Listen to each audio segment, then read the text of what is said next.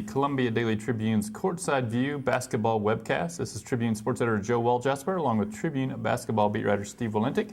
Steve, a new season about to begin for Missouri. A team filled with predominantly newcomers, new coach, etc. The one, I guess, proven, or the most proven guy maybe coming back is Johnathan Williams III. From what you've seen so far with him coming off knee surgery, do you think he's the kind of guy that's ready to take the next step and kind of become the star of this team? It's really too early to say. I mean, we've seen him play one time since he came back from the knee injury. He did some good things in that game, had a double-double against UMSL in the exhibition game, but he also shot 2 for 10 from the field. Seemed like he had some of the same difficulties finishing inside. Everybody said he had a really good offseason, put in a lot of work, improving his game in a lot of areas, expanding his game in a lot of areas. I wonder how much he's going to be set back, though, by the injury that caused him to really miss practice and workouts for more than a month. You saw against UMSL a little bit of a scary moment where he was grabbing his knee in the first half, and he's going to have to get confidence in that knee as they get into the regular season to reach his full potential. I do think he's capable of being a much better player than he was last year. He's a guy who has worked on his outside jump shot and has expanded his range. He's pretty athletic. I think that those are things that are going to help Missouri, but I'm not sure how much we're going to see from him right off. Well, I think he's capable of being the star of this team. I don't know if you'd call him a star of the SEC or a star of college basketball. I mean, I think he looks bigger to me, like he's put on some pretty good weight. He looks a little bulkier. I don't know that he has enough, polished offensive skills where he's going to score a ton of points still. I think he's maybe a guy who could give to 12 points and 8 rebounds or something like that. Probably just on opportunity alone. Yeah. So I think he'll be a solid player, maybe their best player. I think that's kind of what they're planning on anyway. And it's just, I think you could tell he was a little weirded out about the knee, but I think that's just the first game, and he'll get over that part of it, assuming his knee is healthy. Now, there are a whole slew of newcomers. So just from what you've seen and what the coaches have said, just your thoughts on maybe who the biggest contributors out of that bunch is going to be. Well, I think the most excitement is there for Monte Gil-Caesar, the freshman, who was the last guy to sign up for this team. He's a guy who's, he's the leading scorer against UMSL. He had 19 points and shot 7 for 11 from the field. He's really polished for being as young as he is. He's played a lot of high-level competition, whether it be at Huntington Prep or whether, he was playing for the Canadian under-18 national team. He was the second leading scorer in the FIBA Americas under-18 tournament over the summer. I think Kim Anderson envisions him being somebody that he can use in a lot of different ways.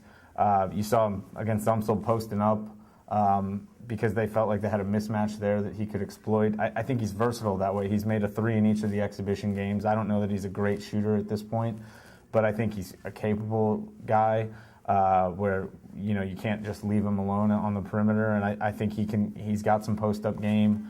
I think he does a lot of things well. I think he's going to rebound well and defend well, and he really has a chance, given the uncertainty around him. That I think he's got a chance to have a huge freshman year and be one of the most productive freshmen Missouri's had in quite a while.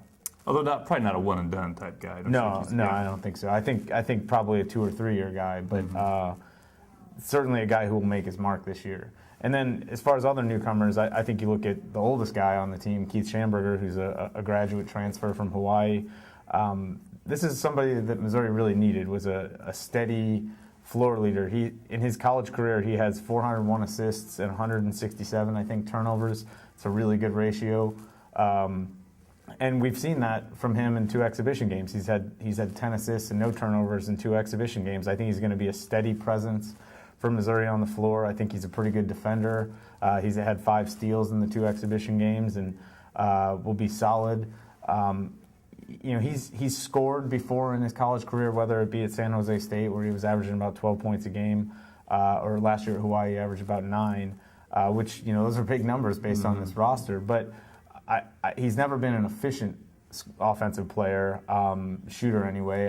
I think Kim Anderson's hoping that surrounding him with better talent, he'll get to take better shots and will become a more efficient player. I don't think he's going to look to score as much as he maybe had to previously with Johnathan or Monte Gil-Caesar or Wes Clark. I think those guys are probably more likely to be the top offensive weapons. But I think he's a guy who will keep the ball moving and do a lot of good things for them offensively.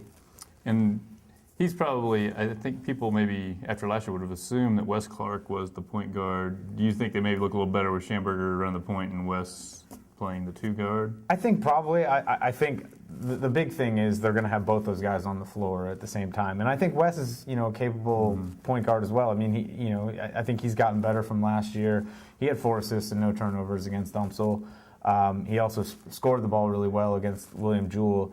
I think Kim Anderson likes to have multiple ball handlers, and that will be a big change from last season where, sometimes it felt like Missouri didn't have any capable, playmakers. And I think having multiple guys will be a benefit to them offensively since they don't have any real obvious go-to guys. I think they're going to have to keep everybody involved, and so having guys who are comfortable moving the ball will be a real positive.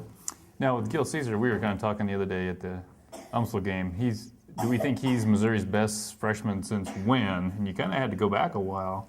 Missouri hasn't had a real impact freshman. They've had guys who've contributed, but nobody that's, scored more than 10 points a game, certainly, till you were thinking maybe Linus Kliese even. Yeah, I think, and that would be going back to 2003, the 03-04 season. I think he's... I think Linus didn't get to finish that year, but he was when he played, he was a real high level rebounder and a good scorer as well, and really made a mark with a veteran team. Since then, Missouri's had contributions from freshmen, whether it was Keon Lawrence had a nice freshman year. I think Marcus Denman and Kim English were valuable guys on the 08-09 Elite 8 team.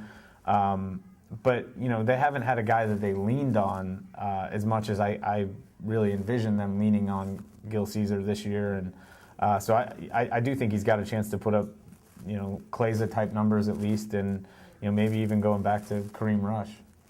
And then the only other, there's several other guys that you'll see how much they contribute or whatever. But I think if you're not going to be a major impact freshman, it'd be nice if you at least can figure out one role and do it well. That could be helpful to this team too, because those guys are pretty athletic and are kind of the rangy guys that can always help out and guard multiple positions. So I think amongst the other batch that we haven't mentioned, the newcomers, the guys who maybe are most enthusiastic about defense could be the guys that are the most helpful to the team. I think that's true, and you've seen the other guys. Tremaine Isabel, I think he's done a pretty good job of guarding the ball and being aggressive on the perimeter. Plus, he's another ball handler, and I think Kim Anderson likes that. As far as guys who are kind of embracing a defensive role, Kim Anderson's mentioned several times D'Angelo Allen. He said he's the best high-low player that they've got, a guy who will, he's playing the 4, and he's kind of small to play that position, but he looks to get the ball inside from the high post. And he hasn't really scored a point in an exhibition game yet, but he has done some things, some energy type things, some glue guy type things that I think could be valuable if he can continue to do that.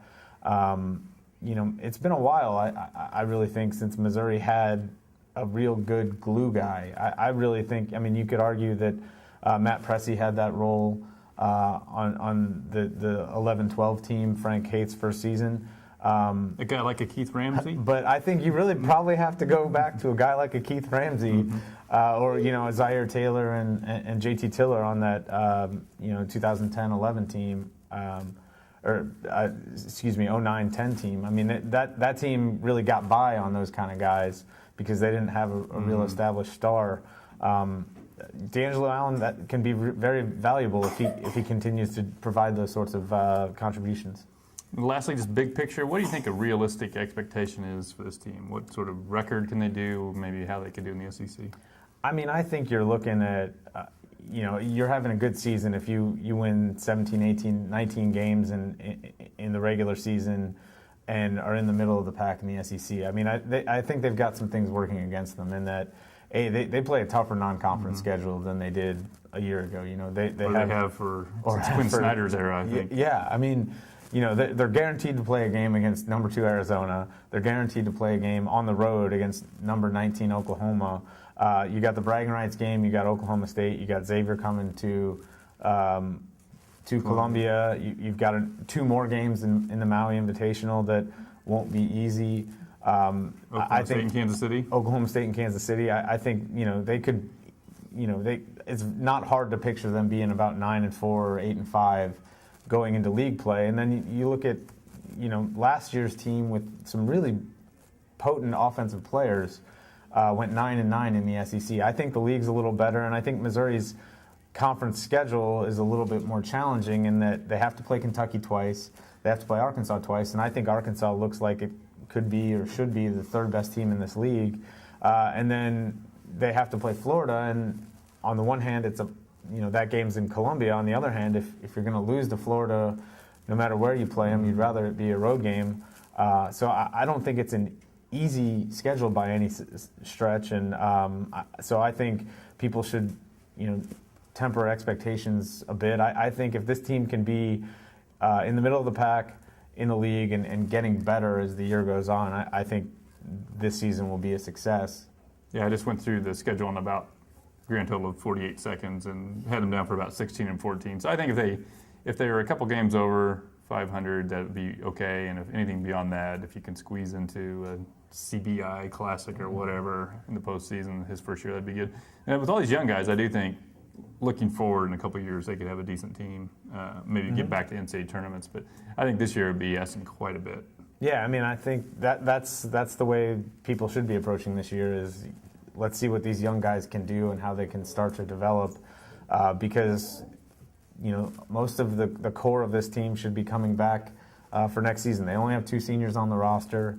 They'll lose Schamberger, they'll lose Keanu Post, but otherwise, they should be able to keep this group intact and continue to build.